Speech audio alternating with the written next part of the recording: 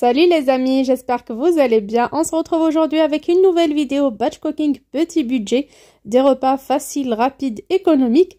Et bien sûr, je vous montre ce que j'ai fait de mes courses que j'ai achetées pour tenir le mois en 2 fois cette fois-ci. Je commence par mettre dans une terrine, récipient, bassine où vous voulez 300 g de couscous moyen que j'ai acheté la dernière fois chez Leclerc. Normalement, oui, c'était ça. C'était chez Leclerc que je l'ai pris le jour où j'ai fait le challenge de 14 € par personne, par semaine. Là, je mets mon couscous directement. Je rajoute une petite cuillère à café de sel fin.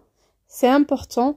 2 belles cuillères à soupe d'huile d'olive, d'huile de noix, de tournesol, selon votre goût. Moi, j'aime l'huile d'olive. Je mélange très bien. Il faut que toutes les graines soient bien graissées avec mon huile. Comme on peut utiliser du beurre fondu aussi.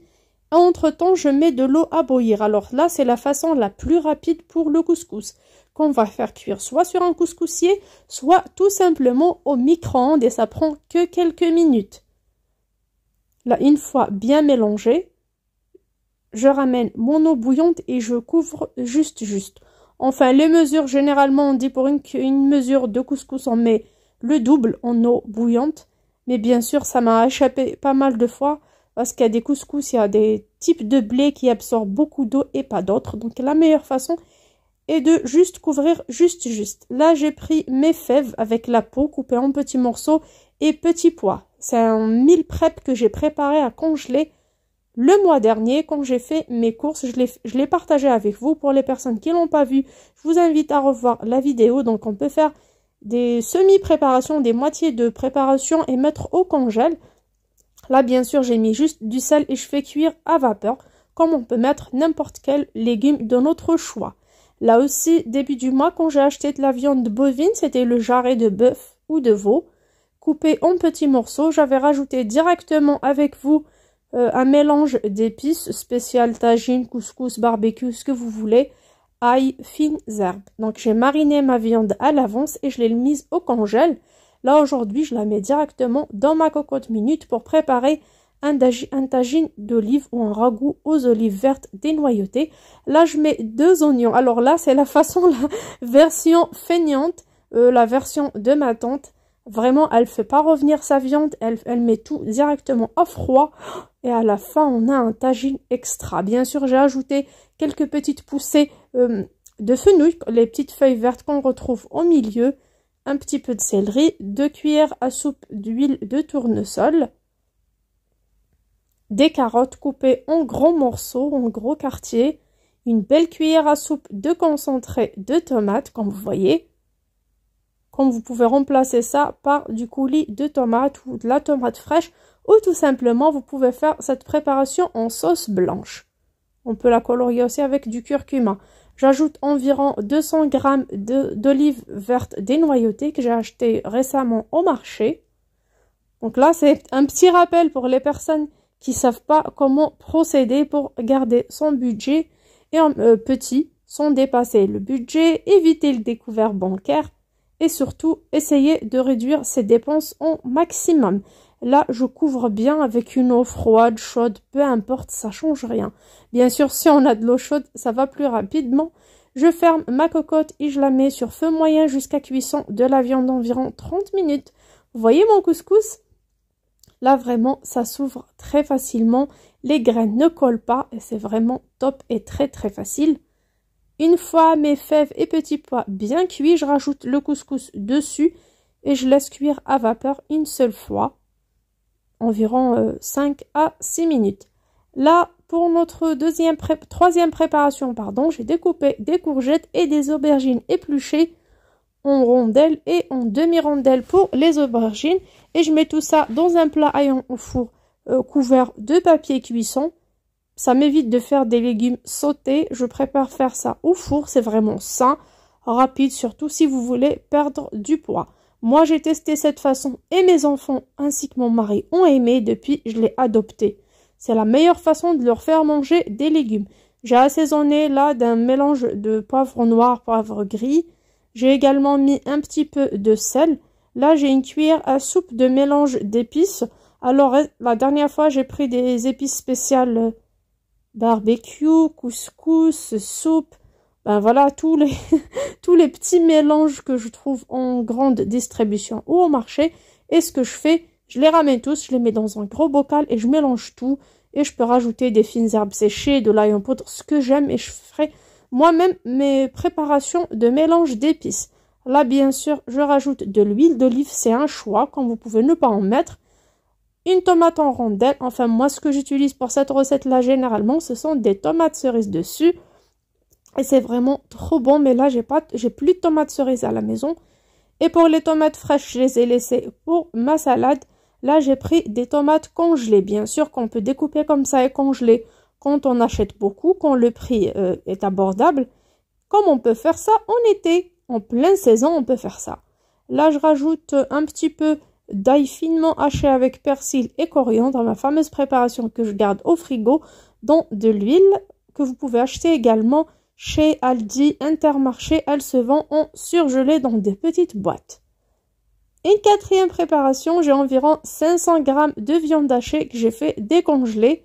Je lui rajoute environ 3 gousses d'ail, un peu de persil et coriandre finement haché.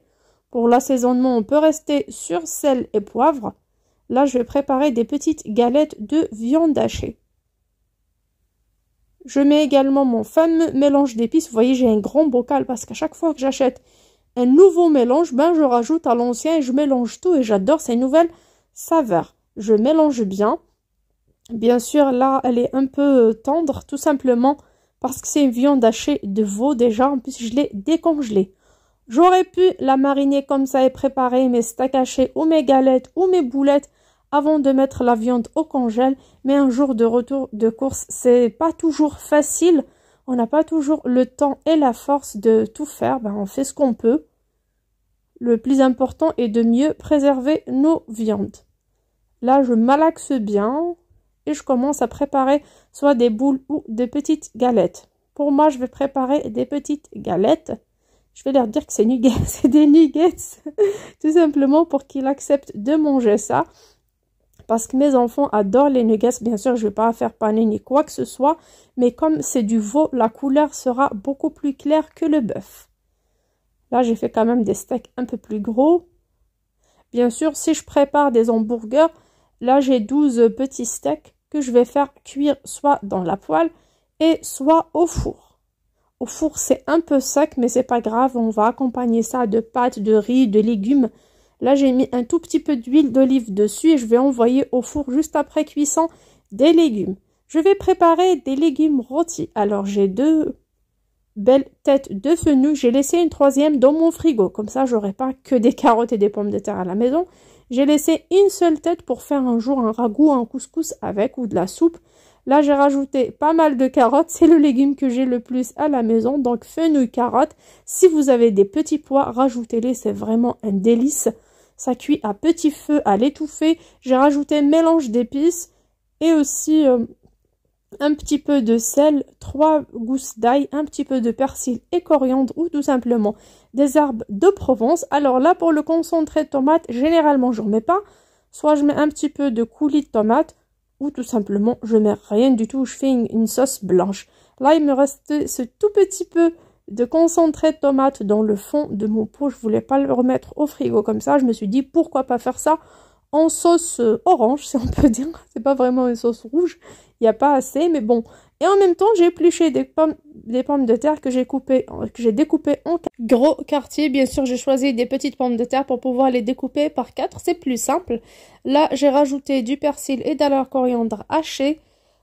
Une belle cuillère à soupe d'huile de tournesol et un verre d'eau. Bien sûr, là, j'ai couvert mes légumes juste à moitié. Je couvre pas, sinon ça sera un ragoût, ça va baigner dans la sauce.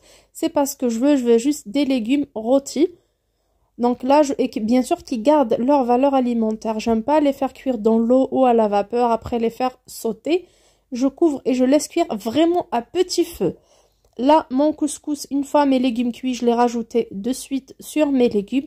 J'ai laissé évaporer quelques petites minutes.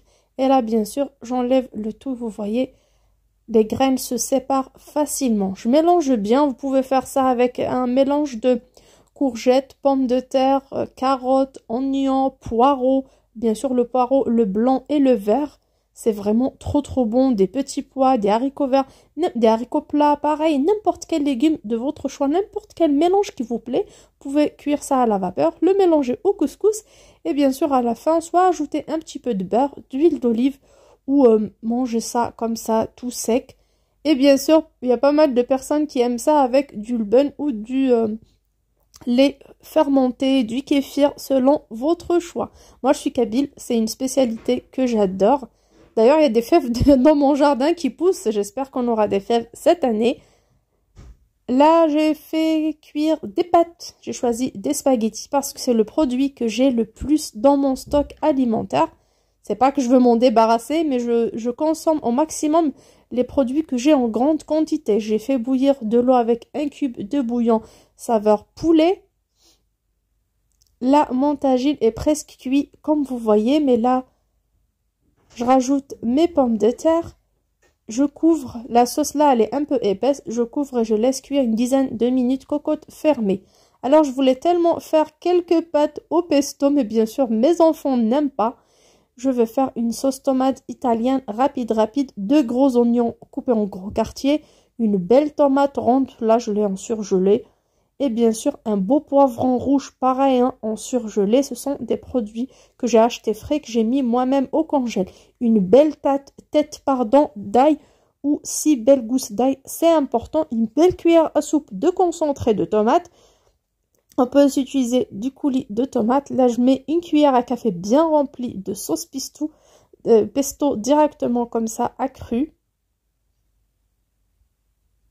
Là, c'est vrai qu'ils n'aiment pas, mais là, dans la sauce, ils vont même pas le savoir. J'ai mis une belle cuillère à café bien remplie de mélange d'épices. Vous pouvez assaisonner comme vous voulez. Parfois, sel et poivre, ça suffit largement. Là, je rajoute un petit peu d'huile, environ 2 cuillères à soupe.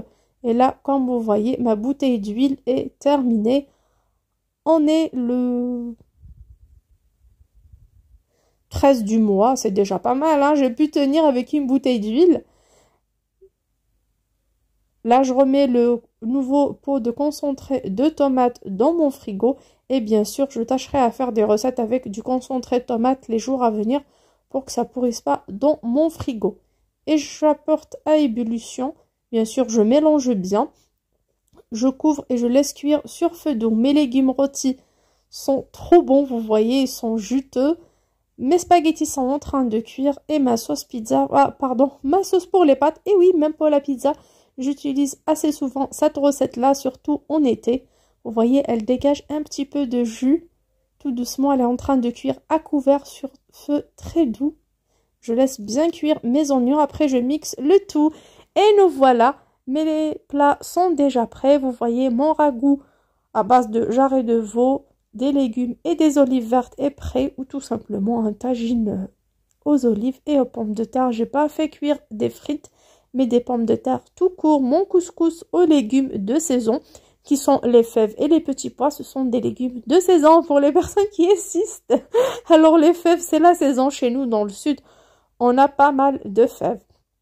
Donc là, mes légumes rôtis au four, aubergines, courgettes et quelques rondelles de tomates. Pareil qu'on peut accompagner de pâtes, de riz, d'une grillade, de poisson, de poulet rôti, selon votre choix, ou tout simplement comme ça, une petite salade à côté, un bout de fromage ou une omelette, c'est trop bon. Mes légumes rôtis, j'adore.